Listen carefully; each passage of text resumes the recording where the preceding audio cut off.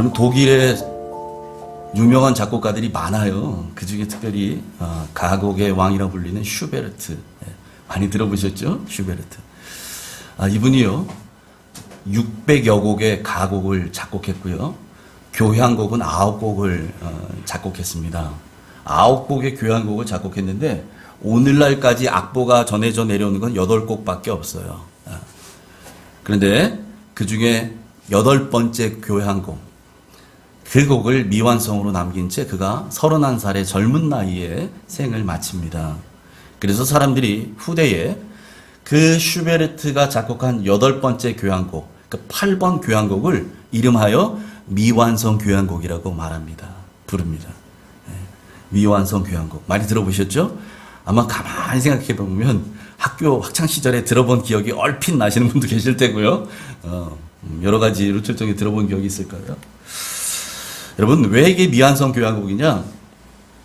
일반적으로 교향곡은 총 4개의 악장으로 구성되어 있다 그래요. 그런데 이 작품은 2개의 악장밖에 없어요.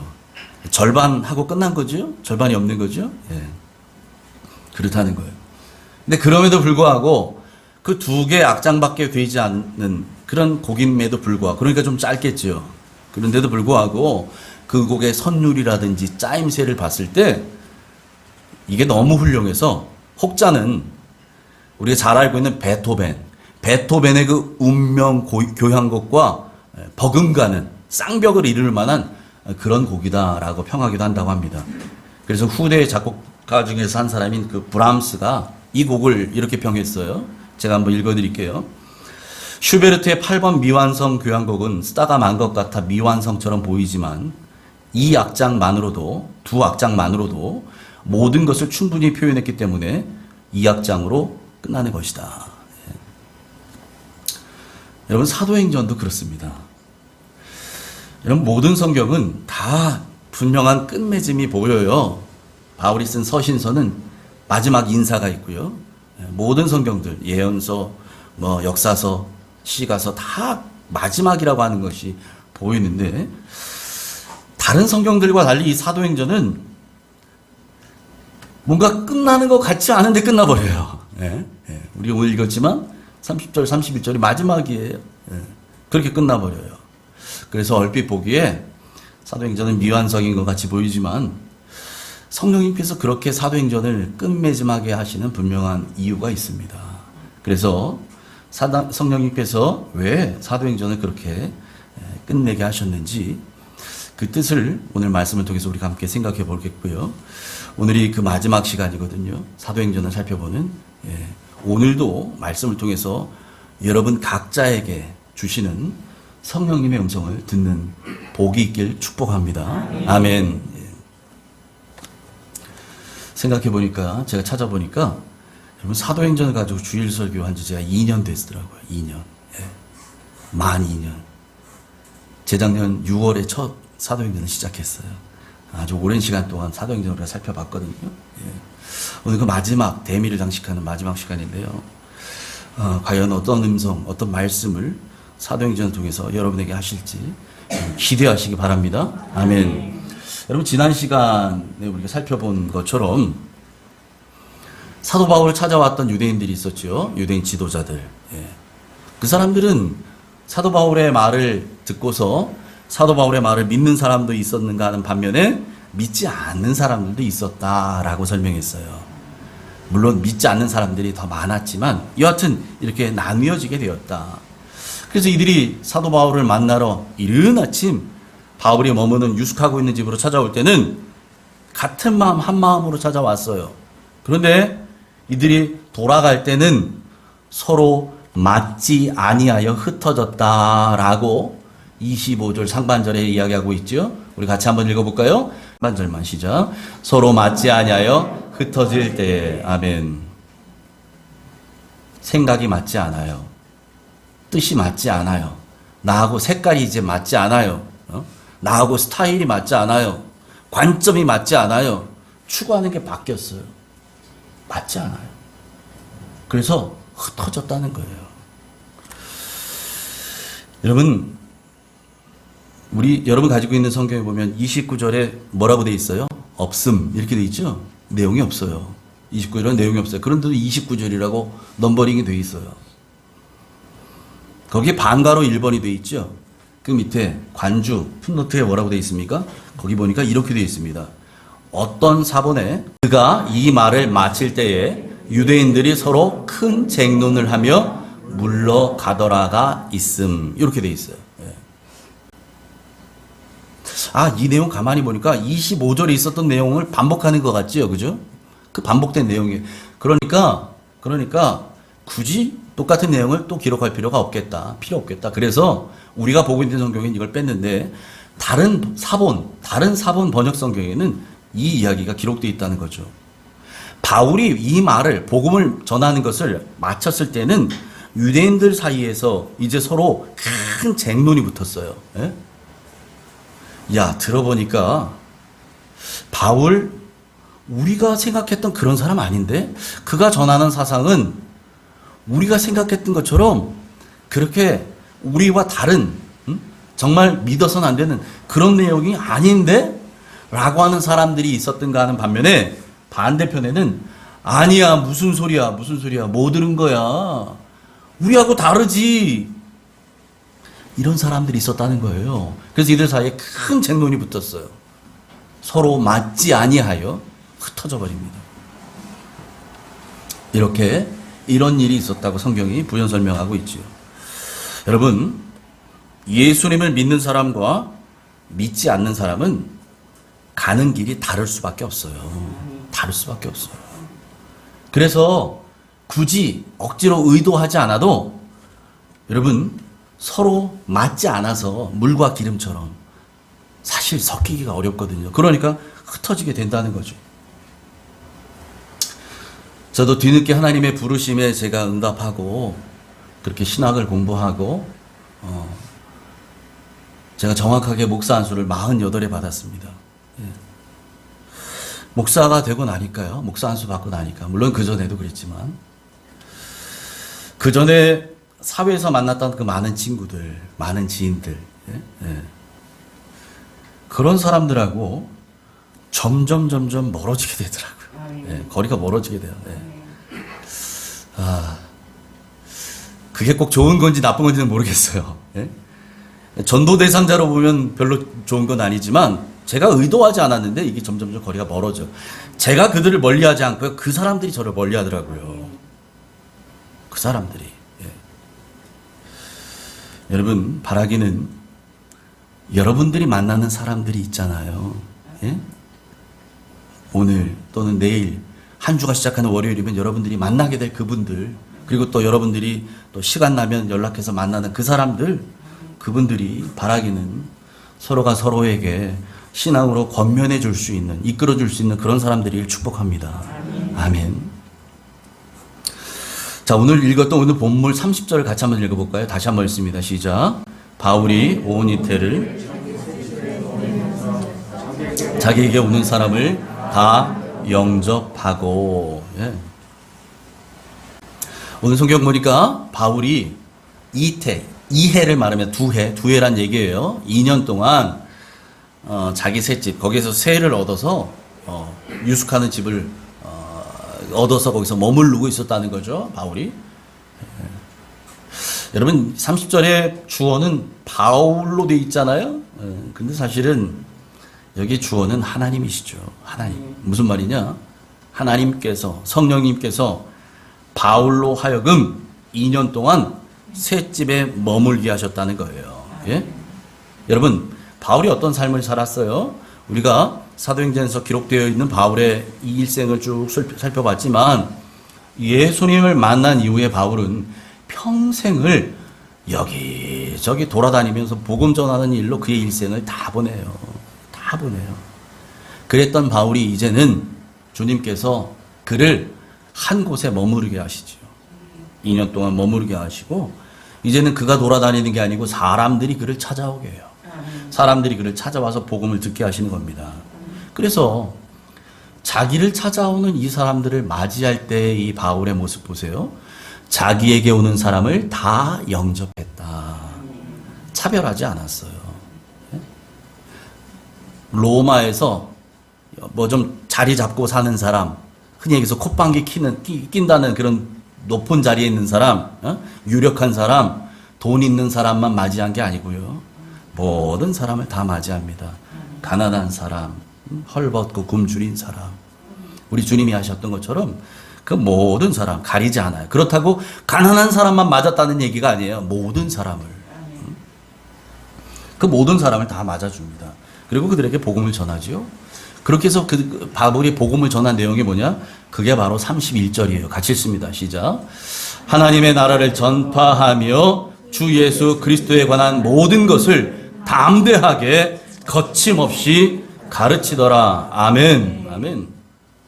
바울이 일평생 가는 곳마다 전했던 복음이 바로 이 내용이었습니다. 이 내용. 예? 하나님의 나라와 주 예수 그리스도에 관한 모든 것이었어요. 이게 바울이 평생 전했던 내용입니다. 여러분, 우리가 전해야 될 내용도 이것이 되어야 할 줄 믿습니다. 아멘. 바울은 바로 이 복음을 전하기 위해서 하나밖에 없는 자기의 목숨도 귀한 것으로 여기지 않았다고 고백합니다. 사도행전 20장 24절 같이 읽습니다. 시작. 내가 달려갈 길과 주 예수께 받은 사명 곧 하나님의 은혜의 복음을 증언하는 일을 마치려 하면은 나의 생명조차 조금도 귀한 것으로 여기지 아니하노라. 아멘. 아멘. 바울은 당당하게 고백합니다. 주님께 받은 사명 곧 이 복음을 전하는 일을 마치려 하면은 내 생명조차 귀한 것으로 여기지 않습니다. 그러니까 이 얘기는 무슨 얘기예요, 여러분? 바울에게 있어서는 주님께서 자기에게 맡겨주신 그 사명, 복음 전도, 이것이 내 생명보다 귀하다는 거예요. 왜 그래요? 왜 그럴까요? 이 복음은 하나님의 은혜의 복음이기 때문에 그렇습니다. 24절에 말하죠. 하나님의 은혜의 복음이에요. 그냥 복음이 아니에요. 하나님의 은혜의 복음. 복음은 자격 없는 모든 자에게 베풀어 주시는 하나님의 선물입니다. 아멘. 그래서 바울은 그 누구보다도 이 복음이 하나님의 은혜의 복음이라는 사실을 잘 알고 있었어요. 왜요? 왜? 그가 경험했거든요. 그 복음을 배워서 한 게 아니고요. 그가 삶으로 경험했어요. 그 복음이 어떤지. 예? 주님을 핍박하고 예수 믿는 사람들을 죽이는 일에 앞장섰던 그 바울, 그 사울을 친히 찾아오셨어요. 그래서 그에게 주님 자신을 나타내 보여주셨잖아요. 다메섹에서. 예? 그리고 그에게 말씀하십니다. 바로 이 복음, 하나님의 은혜의 복음을 전하는 사명을 그에게 맡기셨잖아요. 이는 이방인들과 임금들과 유대인들에게 이 복음을 전할 나의 그릇이라. 직접 그 사명을 맡겨주셨어요. 그뿐 아니죠. 그뿐만이 아니에요. 여러분, 바울은 어떤 사람입니까? 여러분, 바울은요, 고린도서 12장에 보니까 하나님께 어떠한 특별한 은혜를 입었냐면 주님께서 그를 셋째 하늘로 끌어올리셨어요. 네? 흔히 얘기하는 3층 천이라고 하는 그 하늘로 끌어올림 바 되어 가서 하나님의 나라를 보았던 사람이에요. 여러분, 이런 경험을 한 사람이 몇이나 될까요? 여러분, 그곳에 올라가서 바울이 무엇을 보았을까요? 하나님의 보좌와 그 옆에 있는 어린 양의 보좌가 있고요. 24장로와 천군 천사가 찬송을 합니다.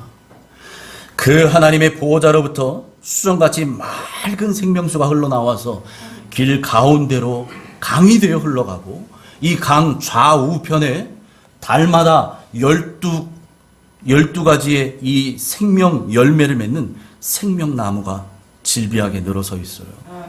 그곳은 저주도 없고 밤도 없습니다. 그곳은 등불이 필요 없고 햇볕이 필요 없는 곳이지요. 상황도 없고 슬픔도 없고 아픔이 없는 곳. 이 땅에 있는 우리의 언어로는 더 이상 표현하고 설명하고 형용할 조차도 없는 그런 곳. 바로 천국을 보여주셨어요.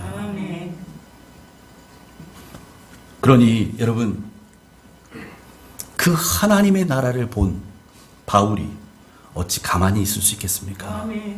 그것을 본 이 감격, 이 뜨거운 가슴을 안고 나 귀한 거 받았네? 나 귀한 은혜 받았네? 귀한 은사 있네? 이러고 안 먹어도 배불러. 난 이걸로만 나 혼자 평생 살 거야. 이러고 살았을까요? 그래서 바울이 뭐라고 고백하는지 아십니까? 바울은 내가 복음을 전하지 않으면 나에게 화가 있을 것이다 라고 고백합니다. 고린도전서 9장 16절 같이 읽습니다. 시작. 내가 복음을 전할지라도 자랑할 것이 없음은 내가 부득불 할 일임이라. 만일 복음을 전하지 아니하면 내게 화가 있을 것이로다. 아멘. 바울은 자신에게 복음을 전해야 될 이 책임과 의무가 있다는 것을 깨달았어요. 왜요? 그는 살아계신 주님을 만났잖아요. 그리고 이 하나님의 나라를 보았기 때문입니다. 여러분, 그렇습니다. 주님 만난 사람은 주님 전하지 않고는 견딜 수가 없는 거예요. 천국을 경험한 사람, 천국을 맛본 사람은 지옥 가는 영혼들이 불쌍해서 견딜 수가 없는 거예요. 바라기는 사랑하는 옥정가족 여러분 모두의 마음이 복음에 대한 이와 같은 열정으로, 영혼 구원에 대한 열정으로 불붙게 되시기를 축원합니다. 아멘. 한 집사님이 천국 문 앞에 다다랐습니다. 갔는데 천국 문을 지키고 있던 천사가 아무리 찾아봐도 그 집사님의 이 명부에 이름이 없는 거예요. 없어요. 평생을 교회 열심히 다녔던 이 집사님이 천국 들어가려고 했는데 내 이름이 없는 거예요. 얼마나 황당하겠어요. 천사에게 물었습니다. 내 이름이 왜 없는 거냐? 도대체 저는 예수님 잘 믿고 살았습니다. 저는 나쁜 일 하며 살지 않았습니다. 그런데 어떻게 제 이름이 빠졌습니까? 그때 천사가 말합니다. 천국에 들어가지 못하는 이유는 뭔가를 했기 때문이 아니라 뭔가를 하지 않았기 때문입니다. 이런 얘기를 하는 거예요. 여러분, 예수 믿고 죄 짓지 않았다고 천국 들어가는 게 아니란 사실입니다. 천국은 어떤 사람들이 들어갑니까? 말씀대로 순종하며 살았던 사람들이 들어가는 곳인 줄 믿습니다. 여러분 잘 이해하시기 바랍니다. 그러므로 여러분, 우리는 하지 말라는 거 안 하는, 이건 여러분 소극적인 순종이에요. 예? 살인하지 말라, 도적질하지 말라, 간음하지 말라, 거짓말하지 말라, 남의 것 탐내지 말라. 안 하지요. 마치 법 잘 지키는 준법 정신이 투철한 시민처럼 그냥 지켜요. 남에게 해되지 않게 하고 하지 말라는 거 안 하고. 여러분, 이건 소극적인 순종입니다. 여러분, 그리스도인은요 이 단계를 넘어서야 돼요. 거기에서 머무르면 안 돼요. 그 단계를 넘어서야 돼요. 언제까지? 여러분, 자동차 운전하는데 10년이 됐는데도 뒤에다가 초보 운전 붙이고 다니는 사람 봤어요? 그거 몇 달 있으면 떼버리잖아요. 이제는 굳이 초보 운전이라고 붙이지 않아도 될 만큼 여러분 운전하잖아요. 여러분, 이제는 적극적인 순종의 삶을 사시기 바랍니다. 하지 말라는 거 안 하는 것뿐만이 아니라 하라는 것, 그 말씀은 적극적으로 즉시로 행하는, 순종하는 여러분 되시기를 축복합니다. 아멘. 말씀이 이끄시는 대로 철저하게 순종하는 삶, 그런 저와 여러분 되시기를 축원합니다. 아멘. 여러분, 하나님의 나라는요 하나님이 왕으로 통치하시는 나라예요. 하나님이 왕이 되신 나라, 그게 하나님 나라잖아요. 그죠? 그러니까 하나님의 통치를 받고 사는 사람은 어떤 사람이 될까요? 하나님 나라의 백성 되는 겁니다. 아멘. 예. 대한민국 법의 저촉을 받는 사람이 대한민국 국민이잖아요. 예? 우리나라에 살더라도 미국의 법의 저촉을 받는 사람은 그건 미국 사람이에요. 그죠? 아무리 우리나라에 살아도 이건 분명한 사실입니다. 예. 여러분, 그것처럼 우리가 이 땅을 살고 있어도 하나님 나라의 법에 저촉받고 그 법대로 따라 사는 사람이라면 이 땅을 살아도 하늘나라 백성인 줄 믿습니다. 아멘. 예. 그러니까 하나님을 왕으로 모시고 사는 사람, 그렇게 산다면 이 땅에서도 그 사람은 하나님 나라를 사는 거지요. 하나님의 통치를 받고 산다면 여러분, 감옥에서도 하나님 나라를 사는 줄 믿습니다. 그러니까 여러분, 요셉이 감옥에 갇혔어요. 억울한 누명을 쓰고. 그럼에도 불구하고 그 감옥 안에 갇혀있던 요셉과 하나님이 함께 하셨다. 그래서 그가 형통한 자가 되었다라고 말하잖아요. 몸은 비록 감옥에 있었지만 그는 하나님과 함께 한 거예요.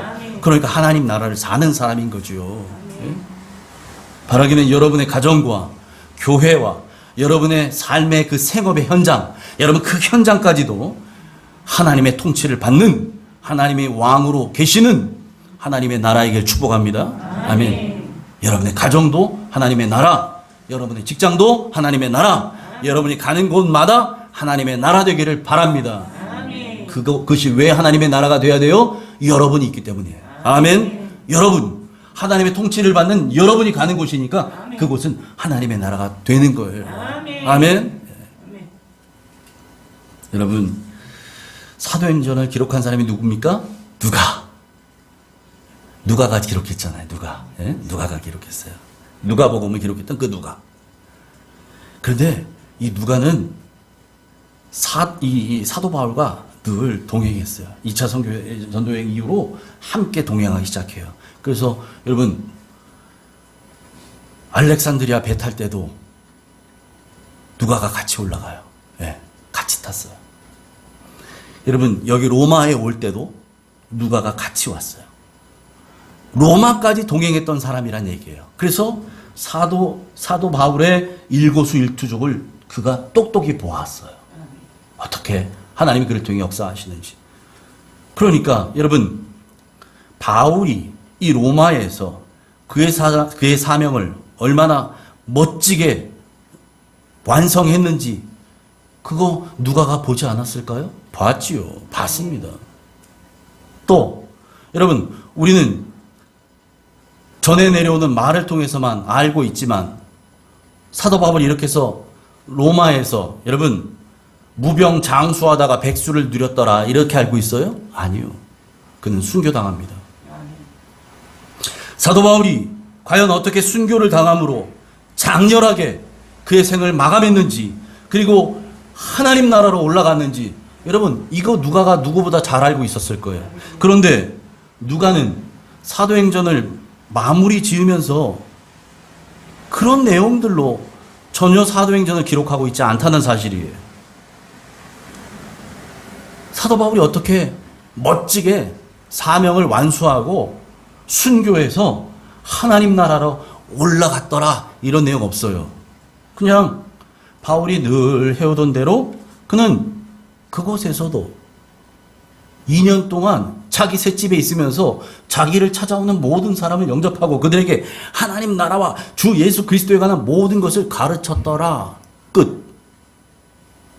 이게 전부예요. 여러분, 이건 바울이 늘 해왔던 겁니다. 예? 늘 해왔던 거예요. 어디를 가나. 아시아에서, 유럽에서 그가 했던 것이 바로 이거예요. 하나님 나라를 전하고 주 예수께서, 나사렛 예수께서 그리스도 메시아라고 하는 사실을 구약에 있는 예언의 말씀들을 통해서 정확하게 설명해주고 깨달음 갖게 하고 그분만이 구주가 되신다는 사실을, 그 복음의 핵심을 전하고 가르쳤다는 거죠. 그런데 로마에서도 역시나 그 일을 하고 있었다라고 하면서 성경을 끝내고 있다는 거죠. 여러분 왜 이렇게 끝냈을까요? 좀 더 멋있게 멋있게 끝낼 수도 있잖아요. 막 클라이막스를 장식하면서 뭐 빵빠레가 울릴 정도로 말이죠. 뭔가 빵 터트리고 끝나면 얼마나 멋있을까요? 그런데 그렇게 안 끝내요.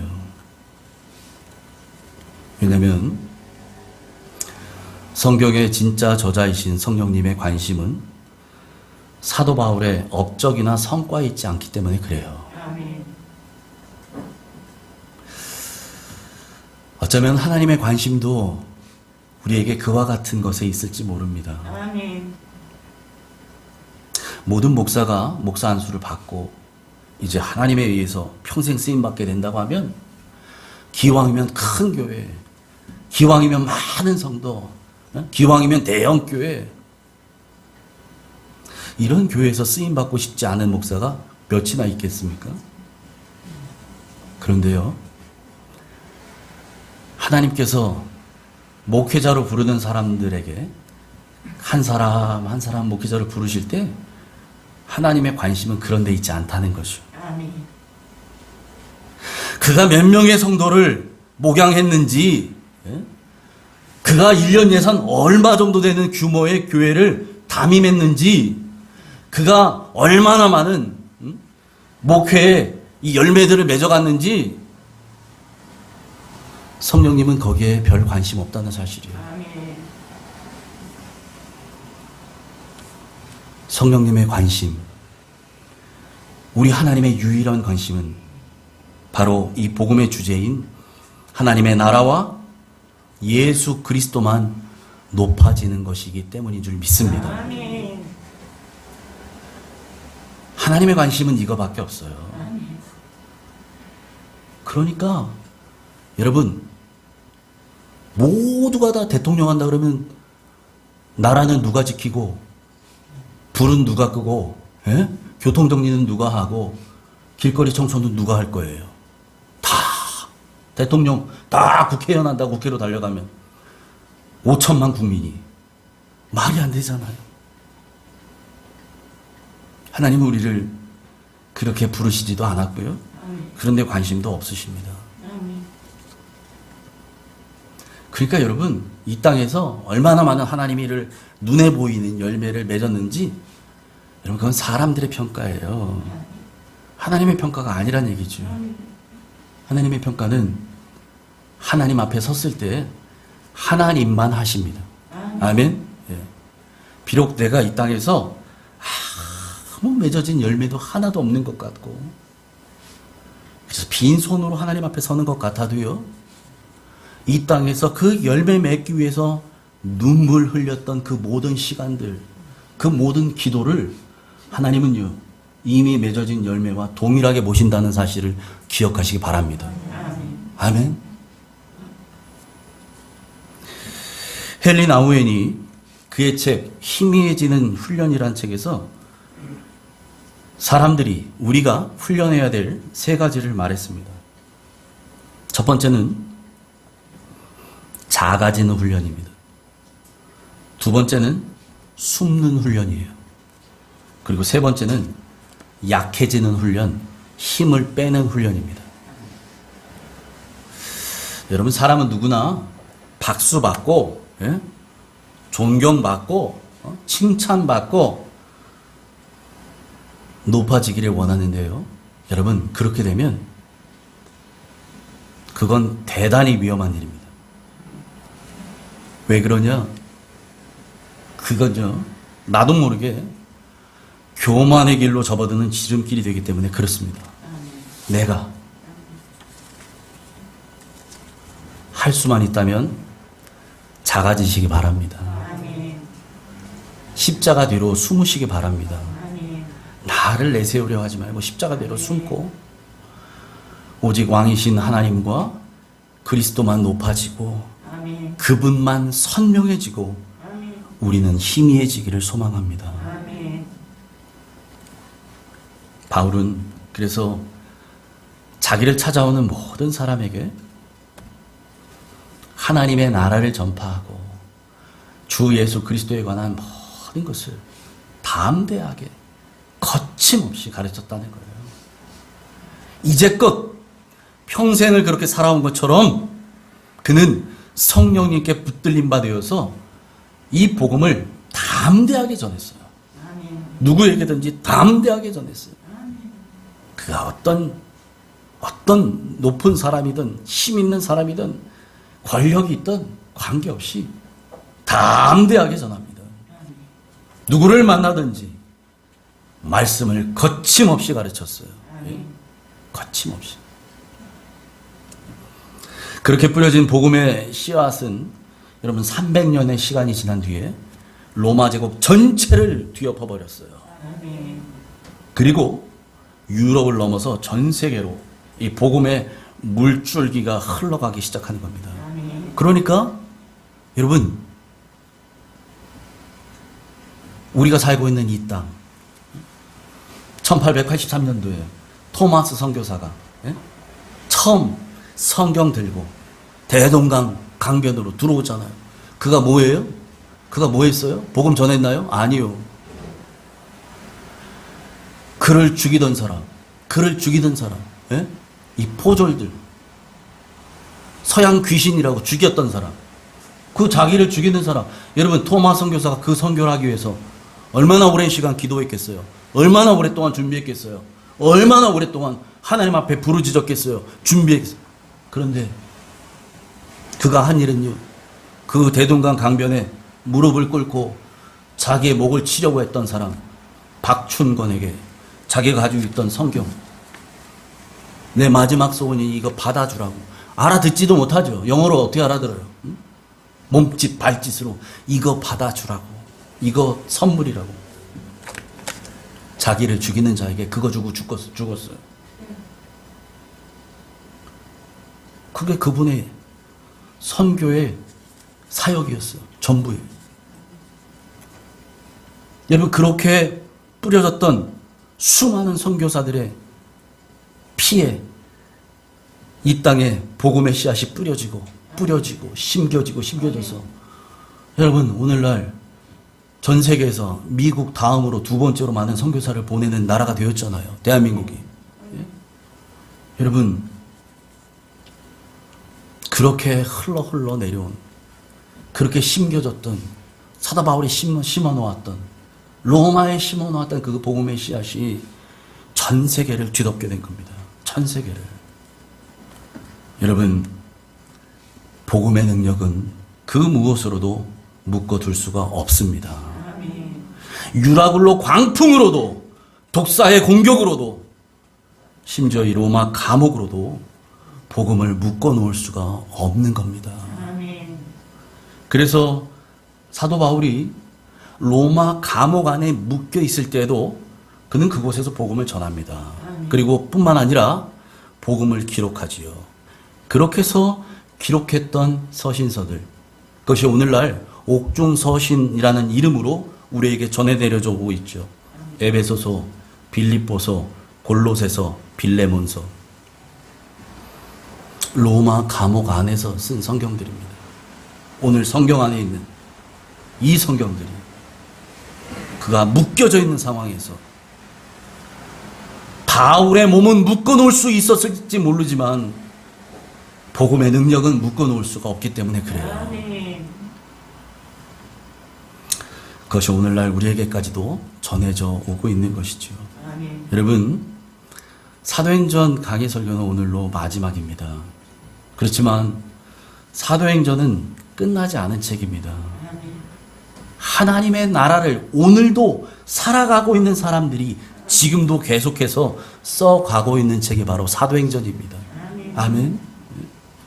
여러분, 그렇다면 우리가, 저와 여러분이 오늘도 숨을 쉬면서 이 땅에 여전히 살아가고 있는 이유는 뭘까요? 하나님이 왜 우리를 아직 부르지 않고 이 땅에 살고 있게 하셨을까요? 여러분, 사도행전 29장을 바로 우리의 삶으로, 여러분의 삶으로 써가라는 뜻인 줄 믿습니다. 아멘. 예. 그렇다고 바울처럼 만사 제껴놓고 가족 버리고 이제 해외로 복음 전하러 다니라는 말이 아니에요. 내일부터 그렇게 하라는 얘기 아니고요. 주님이 여러분을 부르신 곳이 있습니다. 주님이 여러분을 보내시는 곳이 있어요. 여러분이 있는 그 자리가 분명히 있잖아요. 여러분 그곳에서 삶으로 사도행전 29장을 써내려 가시기 바랍니다. 아멘. 하나님이 통치하시는 여러분의 삶을 통해서 하나님의 복음을 드러내시고 이어지는 29장을 여러분의 삶으로 써내려 가시기 바랍니다.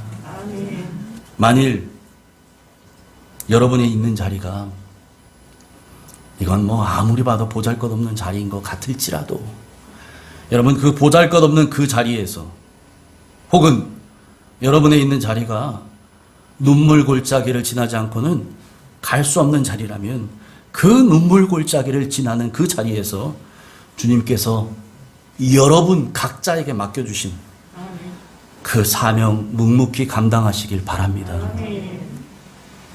하나님의 나라는 다른 곳에 있지 아니하고 하나님을 왕으로 모시는 여러분 삶의 그 자리에 있다는 사실을 기억하시기 바랍니다. 아멘. 하나님을 왕으로 모시는 그 자리, 여러분이 있는 그 삶의 자리, 그것이 여러분의 가정이 되고 여러분이 가는 곳이 되고 여러분의 직장이 되고 사업체가 되고 교회가 되고 여러분이 가는 그 어떤 곳이든 그곳이 하나님의 자리인, 하나님의 나라인 줄 믿습니다. 그리고 우리 주님은, 우리 주 예수 그리스도는 바로 그 자리에서 믿음으로 걸어가는 여러분과 함께 하십니다. 이게 임마누엘의 축복이잖아요. 바라기는 여러분의 그 하루하루가 그 하나님의 나라를 누리고 맛보고 경험하는 행복으로 가득 차게 되기를 주님의 이름으로 축원합니다. 아멘. 기도하겠습니다.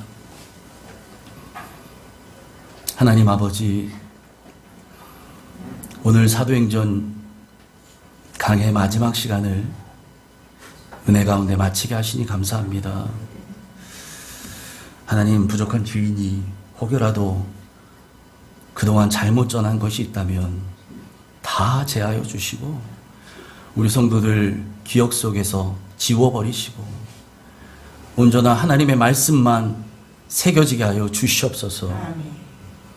하나님의 말씀만이 생명입니다. 그 말씀만이 삶을 변화시키시고 죽은 영혼을 살리시고 우리에게 구원의 소망을 주시는 줄 믿사오니 그 말씀만 새겨지게 하여 주시옵소서. 하나님, 사도행전 28장은 이렇게 끝이 났지만 오늘도 하나님 나라를 살아가고 있는 사람들로 인해 여전히 계속 쓰여지고 있다는 사실을 알게 하시니 감사합니다. 하나님, 이제는 그 사도행전 29장을 하나님, 우리를 보내신 그곳, 우리를 부르신 그곳, 우리가 있는 그곳에서 믿음으로 써가는 주의 백성들 되게 하여 주시옵소서. 그렇게 살아가는 하루하루가 주님이 우리와 함께 하시는 그 임마누엘의 복을 누리는 승리하는 시간들로 채워질 줄 믿습니다. 그 믿음으로, 그 축복으로 주의 복음을 흘려보내며 삶으로 복음을 증거하는 모든 성도들 되게 하여 주옵소서. 예수님 이름으로 감사하며 기도하옵나이다. 아멘.